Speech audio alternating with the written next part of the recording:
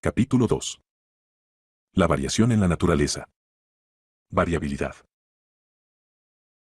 Antes de aplicar a los seres orgánicos en estado natural los principios a que hemos llegado en el capítulo pasado, podemos discutir brevemente si estos seres están sujetos a alguna variación. Para tratar bien este asunto se debería dar un largo catálogo de áridos hechos, pero reservaré estos para una obra futura. Tampoco discutiré aquí las varias definiciones que se han dado de la palabra especie. Ninguna definición ha satisfecho a todos los naturalistas, sin embargo, todo naturalista sabe vagamente lo que él quiere decir cuando habla de una especie. Generalmente, esta palabra encierra el elemento desconocido de un acto distinto de creación. La palabra variedad es casi tan difícil de definir, pero en ella se sobreentiende casi universalmente comunidad de origen, aunque esta rara vez pueda ser probada. Tenemos además lo que se llama monstruosidades, pero estas pasan gradualmente a las variedades. Por monstruosidad supongo que se entiende alguna considerable anomalía de conformación, generalmente perjudicial o inútil para la especie. Algunos autores usan la palabra variación en un sentido técnico, simplificando una modificación debida directamente a las condiciones físicas de la vida, y las variaciones en este sentido se supone que no son hereditarias, pero ¿quién puede decir que el nanismo de las conchas de las aguas salobres del Báltico, o las plantas enanas de las cumbres alpinas, o la mayor espesura del pelaje de un animal del extremo norte no hayan de ser en algunos casos hereditarios, por lo menos durante algunas generaciones? Y en este caso, presumo yo que la forma se denominaría variedad. Puede dudarse si las anomalías súbitas y considerables de estructura, como las que vemos de vez en cuando en nuestros productos domésticos y especialmente en las plantas, se propagan alguna vez con permanencia en estado natural. Casi todas las partes de todo ser orgánico están tan hermosamente relacionadas con sus complejas condiciones de vida que parece tan improbable el que una parte haya sido producida súbitamente perfecta como el que una máquina complicada haya sido inventada por el hombre en estado perfecto. En domesticidad, algunas veces, aparecen monstruosidades que se asemejan a conformaciones normales de animales muy diferentes. Así, alguna vez han nacido cerdos con una especie de trompa, y si alguna especie salvaje del mismo género hubiese tenido naturalmente trompa podría haberse dicho que ésta había aparecido como una monstruosidad, pero hasta ahora no he podido encontrar, después de diligente indagación, casos de monstruosidades que se asemejen a conformaciones normales en formas próximas, y solo estos casos tienen relación con la cuestión. Si alguna vez aparecen en estado natural formas monstruosas de estas clases y son capaces de reproducción, lo que no siempre ocurre, como se presentan rara vez y en un solo individuo, su conservación dependería de circunstancias extraordinariamente favorables. Además, durante la primera generación y la siguiente se cruzarían con la forma ordinaria, y así su carácter anormal se perdería casi inevitablemente. Pero en otro capítulo tendré que insistir sobre la conservación y perpetuación de las variaciones aisladas o accidentales. Diferencias individuales. Las muchas diferencias ligeras que aparecen en la descendencia de los mismos padres, o que puede presumirse que han surgido así por haberse observado en individuos de una misma especie que habitan una misma localidad confinada, pueden llamarse diferencias individuales. Nadie supone que todos los individuos de la misma especie estén fundidos absolutamente en el mismo molde. Estas diferencias individuales son de la mayor importancia para nosotros, porque frecuentemente, como es muy conocido de todo el mundo, son hereditarias y aportan así materiales para que la selección natural actúe sobre ellas y las acumule, de la misma manera que el hombre acumula en una dirección dada las diferencias individuales de sus producciones domésticas. Estas diferencias individuales afectan generalmente a lo que los naturalistas consideran como partes sin importancia, pero podría demostrar, mediante un largo catálogo de hechos, que partes que deben llamarse importantes, tanto si se las mira desde un punto fisiológico como desde el de la clasificación, varían algunas veces en los individuos de una misma especie. Estoy convencido de que el más experimentado naturalista se sorprendería del número de casos de variación, aun en partes importantes de estructura, que podría recopilar autorizadamente, como los he recopilado yo durante el transcurso de años. Hay que recordar que los sistemáticos están lejos de complacerse al hallar variabilidad en caracteres importantes y que no hay muchas personas que quieran examinar trabajosamente órganos internos e importantes y comparar estos en muchos ejemplares de la misma especie. Nunca se hubiera esperado que las ramificaciones de los nervios principales junto al gran ganglio central de un insecto fuesen variables en la misma especie. Podría haberse pensado que cambios de esta naturaleza solo se habían efectuado lenta y gradualmente y, sin embargo, Sir J. Laveck ha mostrado la existencia de un grado de variabilidad en estos nervios principales en Coccus, que casi puede compararse con la ramificación irregular del tronco de un árbol. Puedo añadir que este naturalista filósofo ha mostrado también que los músculos de las larvas de algunos insectos distan mucho de ser uniformes. Algunas veces, los autores ratonan en un círculo vicioso cuando dicen que los órganos importantes nunca varían, pues, como lo han confesado honradamente algunos naturalistas, estos mismos autores clasifican prácticamente como importantes aquellas partes que no varían y, desde este punto de vista, nunca se hallará ningún caso de una parte importante que varíe. Pero desde cualquier otro punto de vista se pueden presentar seguramente muchos ejemplos. Existe un punto relacionado con las diferencias individuales que es en extremo desconcertante, me refiero a aquellos géneros que han sido llamados proteos o polimorfos, en los cuales las especies presentan una extraordinaria variación. Por lo que se refiere a muchas de estas formas, difícilmente dos naturalistas se ponen de acuerdo en clasificarlas como especies o como variedades. Podemos poner como ejemplo rubus, rosa y geracium, entre las plantas, algunos géneros de insectos y de braquiópodos. En la mayor parte de los géneros polimorfos, algunas de las especies tienen caracteres fijos y definidos. Los géneros que son polimorfos en un país parecen ser, con pocas excepciones, polimorfos en otros países, y también, a juzgar por los braquiópodos, en periodos anteriores. Estos hechos son muy desconcertantes, porque parecen demostrar que esta clase de variabilidad es independiente de las condiciones de vida. Me inclino a sospechar que, por lo menos en algunos de estos géneros polimorfos, vemos variaciones que no son ni de utilidad ni de perjuicio para la especie, y que, por consiguiente, la selección natural no ha recogido ni precisado, según se explicará más adelante. Como todo el mundo sabe, los individuos de la misma especie presentan muchas veces, independientemente de la variación, grandes diferencias de conformación, como ocurre en los dos sexos de diversos animales, en las dos o tres clases de hembras estériles u obreras en los insectos, y en los estados joven y larvario de muchos de los animales inferiores. Existen también casos de dimorfismo y trimorfismo, tanto en los animales como en las plantas. Así, Mr. Wallace, que ha llamado recientemente la atención sobre este asunto, ha señalado que las hembras de algunas especies de mariposas en el archipiélago malayo aparecen normalmente bajo dos, y aún bajo tres, formas notablemente distintas, no enlazadas por variedades intermedias. Fritz Müller ha descrito casos análogos, pero aún más extraordinarios, en los machos de ciertos crustáceos del Brasil. Así, el macho de un tañay se presenta normalmente bajo dos formas distintas, una de ellas tiene pinzas fuertes y de diferente hechura, y la otra tiene las antenas provistas de pelos olfativos mucho más abundantes. Aunque en la mayor parte de estos casos las dos o tres formas, tanto en los animales como en los vegetales, no están hoy unidas por gradaciones intermedias, es probable que en otro tiempo estuviesen unidas de este modo.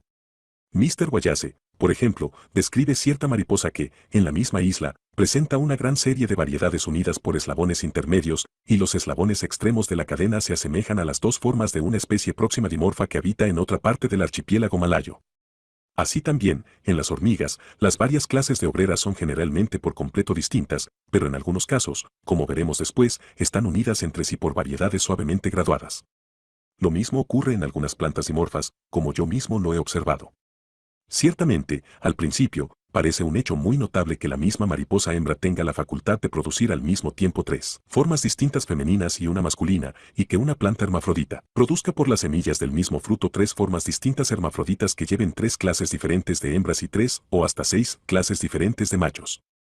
Sin embargo, estos casos son tan solo exageraciones del hecho común de que la hembra produzca descendencia de ambos sexos, que a veces difieren entre sí de un modo portentoso.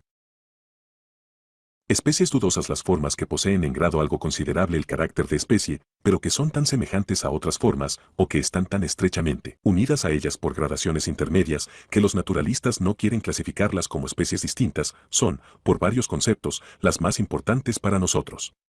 Tenemos todo fundamento para creer que muchas de estas formas dudosas y muy afines han conservado fijos sus caracteres durante largo tiempo, tan largo, hasta donde nosotros podemos saberlo, como las buenas y verdaderas especies.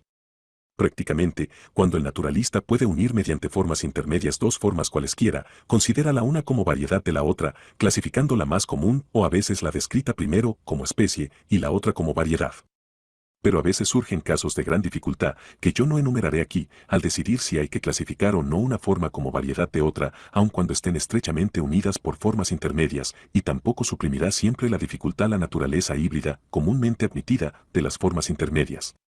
En muchísimos casos, sin embargo, se clasifica una forma como variedad de otra, no porque se hayan encontrado realmente los eslabones intermedios, sino porque la analogía lleva al observador a suponer que estos existen actualmente en alguna parte o pueden haber existido antes, y aquí queda abierta una amplia puerta para dar entrada a las conjeturas y a la duda. De aquí que, al determinar si una forma ha de ser clasificada como especie o como variedad, la opinión de los naturalistas de buen juicio y amplia experiencia parece la única guía que seguir. En muchos casos, sin embargo, tenemos que decidir por mayoría de naturalistas, pues pocas variedades bien conocidas y caracterizadas pueden mencionarse que no hayan sido clasificadas como especies, a lo menos por algunos jueces competentes. Es indiscutible que las variedades de esta naturaleza dudosa distan mucho de ser raras. Compárense las diversas floras de la Gran Bretaña, de Francia y de los Estados Unidos, escritas por diferentes naturalistas, y véase qué número tan sorprendente de formas han sido clasificadas por un botánico como buenas especies y por otro como simples variedades. Mr. H.C. Watson, al cual estoy muy obligado por auxilios de todas clases, me ha señalado 182 plantas británicas que son consideradas generalmente como variedades, pero que han sido todas clasificadas como especies por algunos botánicos, y al hacer esta lista omitió muchas variedades insignificantes que, no obstante, han sido clasificadas por algunos botánicos como especies, y ha omitido por completo varios géneros sumamente polimorfos. En los géneros que encierran las formas más poliformas, Mr. Babington cita 251 especies, mientras que Mr. Beta cita solamente 112. Una diferencia de 139 formas dudosas. Entre los animales que se unen para cada cría y que cambian mucho de lugar, rara vez pueden hallarse en un mismo país formas dudosas clasificadas por un zoólogo como especies y por otro como variedades, pero son comunes en territorios separados.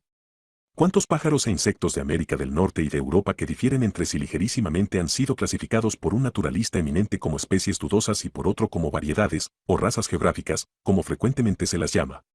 Mr. Wallace, en varios estimables trabajos sobre diferentes animales, especialmente sobre lepidópteros, que viven en las islas del archipiélago malayo, expone que estos pueden clasificarse en 4 grupos, a saber, formas variables, formas locales, razas geográficas o subespecies, y verdaderas especies típicas.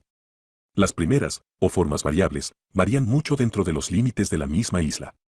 Las formas locales son medianamente constantes y distintas en cada isla, tomada por separado, pero cuando se comparan juntas todas las de las diversas islas se ve que las diferencias son tan ligeras y graduadas que es imposible definirlas o describirlas, aunque al mismo tiempo las formas extremas sean suficientemente distintas. Las razas geográficas, o subespecies, son formas locales completamente fijas y aisladas, pero como no difieren entre sí por caracteres importantes y muy marcados, no hay criterio posible, sino solo opinión particular, para determinar cuáles tienen que ser consideradas como especies y cuáles como variedades.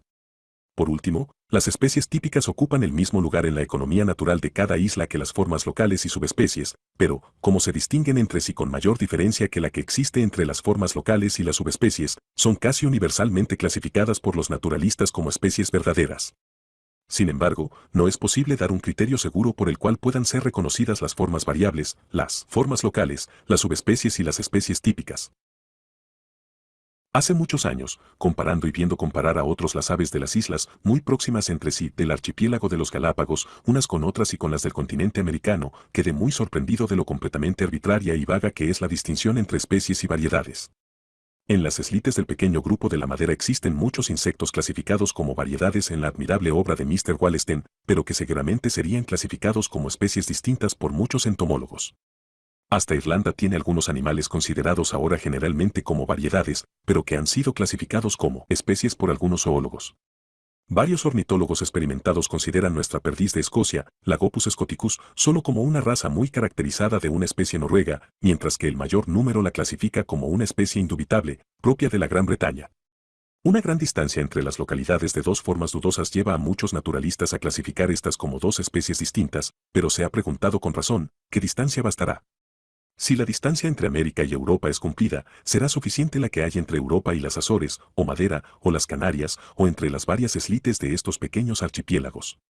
Mr. B. de Walls, distinguido entomólogo de los Estados Unidos, ha descrito lo que él llama variedades fitofágicas y especies fitofágicas. La mayor parte de los insectos que se mantienen de vegetales viven a expensas de una clase de planta o de un grupo de plantas, algunos comen, indistintamente de muchas clases, pero no varían a consecuencia de ello. En algunos casos, sin embargo, Mr. Walls ha observado insectos encontrados viviendo sobre diferentes plantas que presentan en su estado larvario, en el perfecto, o en ambos, diferencias ligeras, pero constantes, en el color, tamaño o en la naturaleza de sus secreciones. Se observó que en algunos casos solo los machos, en otros casos, los machos y las hembras diferían así en pequeño grado, pero ningún observador puede fijar para otro, aun dado que pueda hacerlo para sí mismo, cuáles de estas formas fitofágicas deben ser llamadas especies y cuáles variedades. Mr. Walls clasifica como variedades las formas que puede suponerse que se cruzarían entre sí ilimitadamente y como especies las que parece que han perdido esta facultad. Como las diferencias dependen de que los insectos han comido mucho tiempo plantas distintas, no puede esperarse que se encuentren eslabones intermedios que unan las diversas formas. El naturalista pierde así su mejor guía para determinar si ha de clasificar las formas dudosas como especies o como variedades. Esto, necesariamente, ocurre también con organismos muy afines que habitan en distintos continentes o islas. Cuando, por el contrario, un animal o planta se extiende por el mismo continente, o habita varias islas del mismo archipiélago, y presenta diferentes formas en los diferentes territorios, hay siempre muchas probabilidades de que se descubrirán formas intermedias que enlacen los citados extremos, y estos quedan entonces reducidos a la categoría de variedades. Un corto número de naturalistas sostiene que los animales nunca presentan variedades, y entonces, estos mismos naturalistas clasifican como de valor específico la más leve diferencia, y cuando la misma forma idéntica se ha encontrado en dos países distantes o en dos formaciones geológicas, creen que dos especies distintas están ocultas bajo la misma vestidura. La palabra especie viene de este modo a ser una mera abstracción inútil, que implica y supone un acto separado de creación. Lo positivo es que muchas formas consideradas como variedades por autoridades competentísimas parecen, por su índole, tan por completo especies, que han sido clasificadas así por otros competentísimos jueces. Pero discutir si deben llamarse especies o variedades antes de que haya sido aceptada generalmente alguna definición de estos términos es dar inútilmente palos al aire. Muchos de estos casos de variedades muy acentuadas o especies dudosas merecen ciertamente reflexión, pues se han aducido diversas e interesantes clases de razones procedentes de la distribución geográfica, variación analógica, hibridismo, etc., intentando determinar su categoría, pero el espacio no me permite discutirlas aquí. Una atenta investigación llevará, sin duda, a los naturalistas a ponerse de acuerdo en muchos casos sobre la clasificación de formas dudosas, no obstante, hay que confesar que en los países mejor conocidos es donde encontramos el mayor número de ellas. Me ha sorprendido el hecho de que si un animal o planta en estado silvestre es muy útil al hombre, o si por cualquier motivo atrae mucho su atención, se encontrarán casi siempre registradas variedades de ella. Además, estas variedades serán clasificadas frecuentemente como especies por algunos autores. Fijémonos en el roble común, que tan atentamente ha sido estudiado. Sin embargo, un autor alemán distingue más de una docena de especies basadas en formas que son casi universalmente consideradas como variedades por otros botánicos, y en nuestro país pueden citarse las más elevadas autoridades botánicas y los prácticos para demostrar que el roble de frutos sentados y el roble de frutos pedunculados son buenas y distintas especies o que son simples variedades. Puedo referirme aquí a la notable memoria publicada recientemente por A. de Candal sobre los robles del mundo entero. Nadie tuvo nunca materiales más abundantes para la distinción de las especies, ni pudo haber trabajado sobre ellos con mayor celo y perspicacia. Da primero detalladamente los numerosos pormenores de conformación, que varían en las diversas especies, y calcula numéricamente la frecuencia relativa de las variaciones. Detalla más de una docena de caracteres que pueden hallarse variando aún en la misma rama, a veces según la edad o desarrollo, a veces sin causa alguna a que puedan atribuirse. Estos caracteres no son, naturalmente, de valor específico, pero, como ha advertido Asagray al comentar esta memoria, son como los que entran generalmente en las definiciones de las especies. De Candal pasa a decir que él da la categoría de especie a las formas que difieren por caracteres, que nunca varían en el mismo árbol y que nunca se hallan unidas por grados intermedios. Después de esta discusión, resultado de tanto trabajo, hace observar expresamente, están equivocados los que repiten que la mayor parte de nuestras especies se hallan claramente limitadas y que las especies dudosas están en pequeña minoría. Esto parecía ser verdad mientras que un género estaba imperfectamente conocido y sus especies se fundaban en unos pocos ejemplares, es decir, mientras eran provisionales, al momento en que llegamos a conocerlas mejor surgen formas intermedias y aumentan las dudas respecto a los límites específicos. Añade también que las especies mejor conocidas son precisamente las que presentan el mayor número de variedades espontáneas y subvariedades.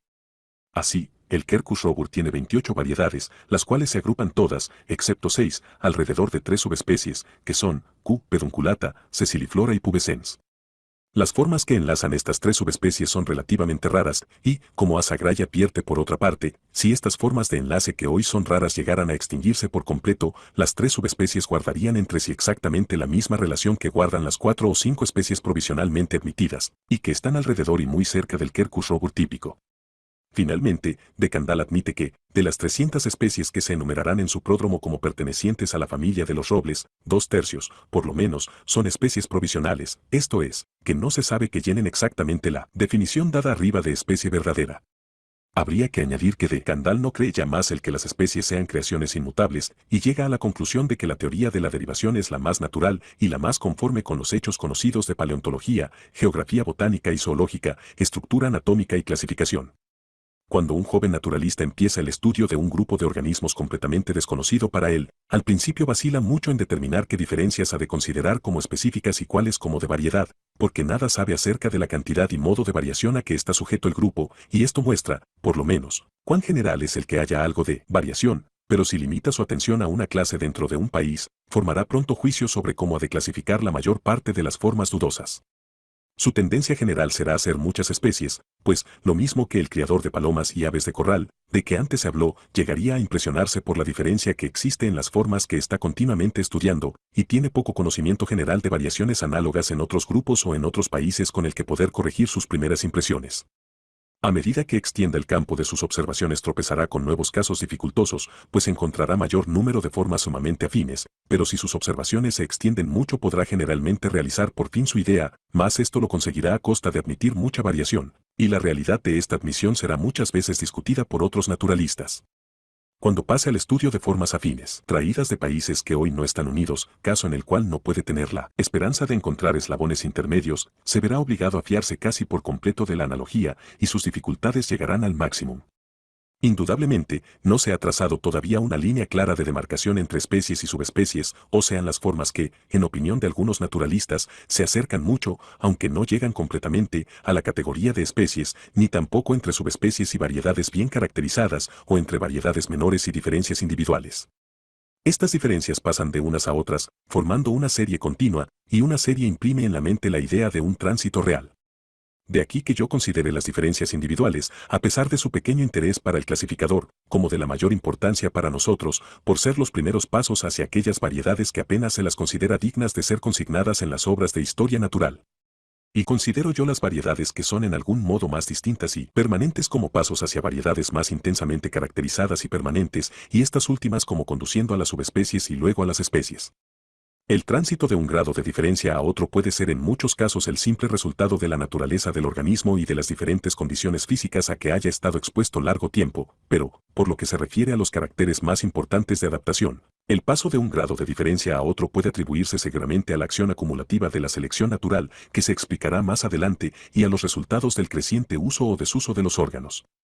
Una variedad bien caracterizada puede, por consiguiente, denominarse especie incipiente, y si esta suposición está o no justificada, debe ser juzgado por el peso de los diferentes hechos y consideraciones que se expondrán en toda esta obra. No es necesario suponer que todas las variedades o especies incipientes alcancen la categoría de especies. Pueden extinguirse o pueden continuar como variedades durante larguísimos periodos, como Mr. Wallenstein ha demostrado que ocurre en las variedades de ciertos moluscos terrestres fósiles de la isla de la Madera, y Gastón desaporta en los vegetales. Si una variedad llegase a florecer de tal modo que excediese en número a la especie madre, aquella se clasificaría como especie y la especie como variedad, y podría llegar a suplantar y exterminar la especie madre, o ambas podrían coexistir y ambas se clasificarían como especies independientes. Pero más adelante insistiremos sobre este asunto. Por estas observaciones se verá que considero la palabra especie como, dada arbitrariamente, por razón de conveniencia, a un grupo de individuos muy semejantes y que no difiere esencialmente de la palabra variedad, que se da a formas menos precisas y más fluctuantes. A su vez, la palabra variedad, en comparación con meras diferencias individuales, se aplica también arbitrariamente por razón de conveniencia. Las especies comunes, muy difundidas y muy extendidas son las que más varían guiado por consideraciones teóricas, pensé que podrían obtenerse resultados interesantes respecto a la naturaleza y relaciones de las especies que más varían, formando listas de todas las variedades de diversas flores bien estudiadas.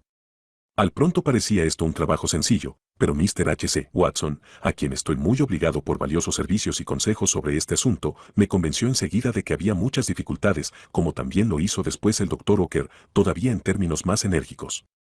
Reservaré para una obra futura la discusión de estas dificultades y los cuadros de los números proporcionales de las especies variables. El Dr. Ocker me autoriza a añadir que, después de haber leído atentamente mi manuscrito y examinado los cuadros, cree que las siguientes conclusiones están bien e imparcialmente fundadas. Todo este asunto, sin embargo, tratado con mucha brevedad, como es aquí necesario, es algo desconcertante, y no pueden evitarse las alusiones a la lucha por la existencia, divergencia de caracteres y otras cuestiones que han de ser discutidas más adelante. Alphonse de Candolle y otros han demostrado que las plantas que tienen una gran dispersión presentan generalmente variedades, lo que podía ya esperarse por estar expuestas a diferentes condiciones físicas y porque entran en competencia con diferentes conjuntos de seres orgánicos, lo cual, como veremos después, es una circunstancia tanto más importante. Pero mis cuadros muestran además que en todo país limitado las especies que son más comunes, esto es, más abundante en individuos, y las especies muy difundidas dentro del mismo país, y este es un concepto diferente de ocupar mucha extensión y, hasta cierto punto, de ser común, son las que con más frecuencia originan variedades lo suficientemente caracterizadas para ser registradas en las obras de botánica. De aquí el que las especies más florecientes o, como pueden llamarse, especies predominantes, las que ocupan mayor extensión, son las más difundidas en su propio país y las más numerosas en individuos, sean las que con más frecuencia producen variedades bien caracterizadas o, como yo las considero, especies incipientes. Y esto podría quizá haber sido previsto, pues como las variedades, para hacerse en algún modo permanentes, necesariamente tienen que luchar con los otros habitantes de su país, las especies que son ya predominantes serán las más aptas para producir descendientes, los cuales, aunque modificados solo en muy débil grado, heredan, sin embargo, las ventajas que hicieron capaces a sus padres de llegar a predominar entre sus compatriotas. En estas observaciones sobre el predominio ha de sobreentenderse que solo se hace referencia a las formas que entran en mutua competencia y especialmente a los miembros del mismo género o clase que tienen costumbres casi semejantes. Respecto al número de individuos o hacer común una especie, la comparación, naturalmente, se refiere solo a los miembros del mismo grupo. Puede decirse que una planta superior es predominante si es más numerosa en individuos y está más difundida que otras plantas del mismo país que vivan casi en las mismas condiciones. Una planta de esta clase no deja de ser predominante porque alguna conferva que vive en el agua o algún hongo parásito sean infinitamente más numerosos en individuos y estén más difundidos. Pero si la conferva o el hongo parásito supera a sus semejantes por los conceptos antedichos, será entonces predominante dentro de su propia clase. Las especies de los géneros mayores en cada país varían más frecuentemente que las especies de los géneros menores. Si las plantas que viven en un país, según aparecen descritas en una flora, se dividen en dos grupos iguales, colocando a un lado todas las de los géneros mayores, esto es, los que contienen más especies, y a otro lado todas las de los géneros menores, se verá que el primer grupo comprende un número algo mayor de especies comunísimas y muy difundidas, o especies predominantes. Esto podía haber sido ya previsto, pues el mero hecho de que muchas especies del mismo género vivan en un país demuestra que en las condiciones orgánicas e inorgánicas de aquel país existe algo favorable para el género, y, por consiguiente, podíamos haber esperado encontrar en los géneros mayores, o que comprenden más especies, un número relativo mayor de especies predominantes. Pero son tantas las causas que tienden a obscurecer el resultado, que estoy sorprendido de que mis cuadros muestren siquiera una pequeña mayoría del lado de los géneros mayores. Me referiré aquí a dos causas solo de obscuridad. Las plantas de agua dulce y las halófilas están generalmente muy extendidas y muy difundidas, pero esto parece estar relacionado con la naturaleza de los lugares en que viven y tienen poca o ninguna relación con la magnitud de los géneros a que pertenecen las especies. Además, los vegetales inferiores en la escala de la organización están, en general, mucho más difundidos que las plantas superiores, y en este caso, además, no hay inmediata relación con la magnitud de los géneros. La causa de que los vegetales de organización inferior estén muy extendidos se discutirá en el capítulo sobre la distribución geográfica. El considerar las especies tan solo como variedades bien definidas y muy caracterizadas me llevó a anticipar que las especies de los géneros mayores en cada país presentarían con más frecuencia variedades que las especies de los géneros menores, pues donde quiera que se hayan formado muchas especies sumamente afines, es decir, especies del mismo género, deben, por regla general, estarse formando actualmente muchas variedades o especies incipientes. Donde crecen muchos árboles grandes esperamos encontrar retoños, donde se han formado por variación muchas especies de un género, las circunstancias han sido favorables para la variación, y, por consiguiente, podemos esperar que, en general, lo serán todavía. Por el contrario, si consideramos cada especie como un acto especial de creación, no aparece razón alguna para que se presenten más variedades en un grupo que tenga muchas especies que en otro que tenga pocas. Para probar la verdad de esta idea que anticipo he ordenado las plantas de 20 países y los insectos coleópteros de 2 regiones en 2 grupos, aproximadamente iguales, poniendo a un lado las especies de los géneros mayores y a otro las de los géneros menores, y esto ha demostrado siempre que en el lado de los géneros mayores era mayor el tanto por ciento de especies que presentaban variedades, que en el lado de los géneros menores. Además, las especies de los géneros grandes que presentan variedades presentan siempre un número relativo mayor de variedades que las especies de los géneros pequeños. Ambos resultados subsisten cuando se hace otra división y cuando se excluyen por completo de los cuadros todos los géneros muy pequeños que solo comprenden de 1 a 4 especies. Estos hechos tienen clara significación en la hipótesis de que las especies son tan solo variedades permanentes muy caracterizadas, pues donde quiera que se han formado muchas especies del mismo género, o donde, si se nos permite emplear la frase, la fabricación de especies ha sido muy activa, debemos, en general, encontrar todavía la fábrica en movimiento, tanto más, cuanto que tenemos todas las razones para suponer que el procedimiento de fabricación de las especies nuevas es un procedimiento lento.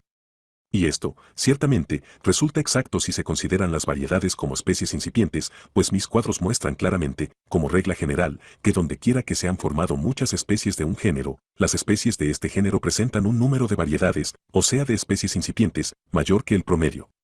No es que todos los géneros grandes estén ahora variando mucho y estén aumentando el número de sus especies, ni que ningún género pequeño esté ahora variando y aumentando, pues si esto fuese así sería fatal para mi teoría, puesto que la geología claramente nos dice que frecuentemente géneros pequeños, en el transcurso del tiempo, han aumentado mucho, y que con frecuencia géneros grandes han llegado a su máximo, han declinado y desaparecido. Todo lo que teníamos que demostrar es que donde se han formado muchas especies de un género, de ordinario se están formando todavía muchas, y esto, ciertamente, queda establecido.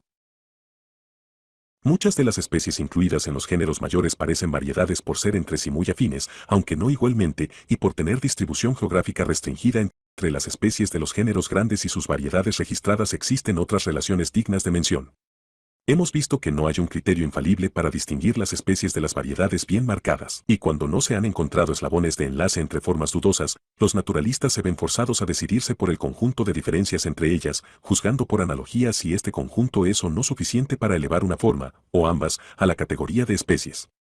De aquí que la cantidad de diferencia es un criterio importantísimo para decidir si dos formas han de ser clasificadas como especies o como variedades. Ahora bien, Fries ha observado, por lo que se refiere a las plantas, y Westwood, por lo que toca a los insectos, que en los géneros grandes la cantidad de diferencia entre las especies es con frecuencia sumamente pequeña. Me he esforzado en comprobar esto numéricamente mediante promedios que, hasta donde alcanzan mis imperfectos resultados, confirman dicha opinión. He consultado también con algunos sagaces y experimentados observadores, y, después de deliberar, coinciden en esta opinión. En este respecto, pues, las especies de los géneros mayores se parecen a las variedades, más que las especies de los géneros menores.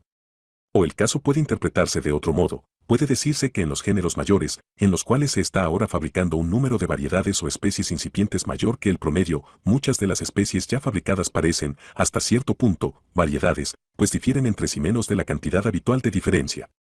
Además, las especies de los géneros mayores están relacionadas unas con otras, de la misma manera que están relacionadas entre sí las variedades de cualquier especie. Ningún naturalista pretende que todas las especies de un género estén igualmente distantes unas de otras, generalmente, pueden ser divididas en subgéneros, o secciones, o grupos menores.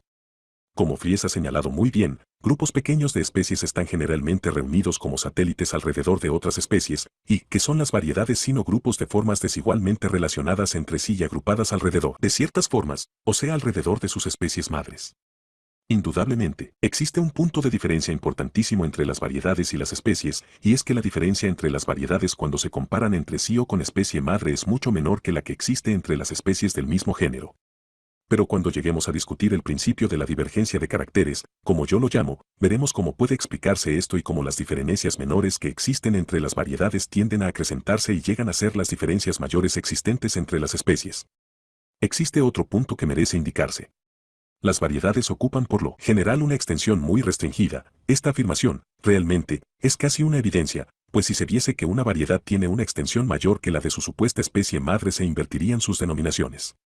Pero hay fundamento para suponer que las especies que son muy afines a otras, en lo cual parecen mucho variedades, ocupan con frecuencia extensiones muy limitadas.